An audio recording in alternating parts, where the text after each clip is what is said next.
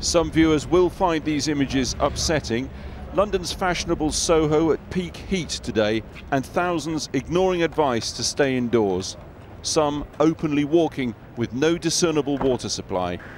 At the very least, a grotesque act of mass civil disobedience.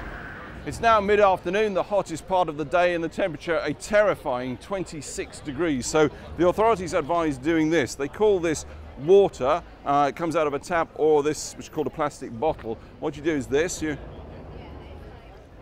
place it in your mouth and then swallow, and it goes down into your stomach. And that's really the main protection you've got in this situation. And yet, unaccountably, some prepare to say openly that Britain's response to the heat is absurd.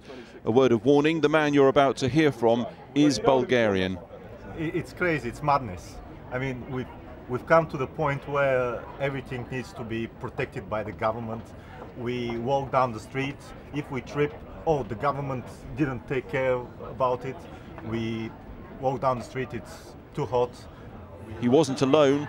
Other foreigners here today, some making a living in broad daylight and prepared to scorn Britain's official weather response. People like Ben, seen here, who is openly Australian, as is Ben's mate, seen here just a few feet away. I mean, the only thing I've really got to say about it is if the Poms are complaining about this being a heat wave, no wonder they lost the Ashes 5-0.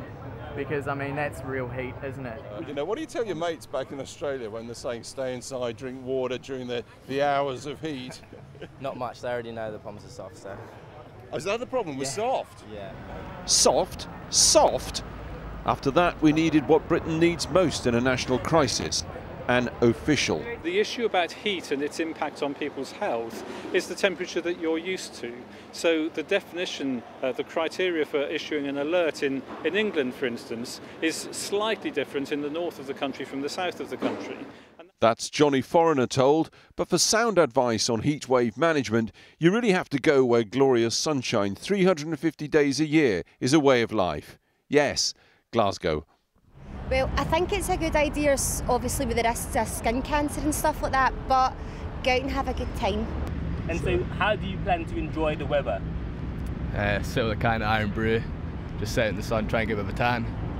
We don't get it that often, and when we get it, we're told not to use it, so we're using it.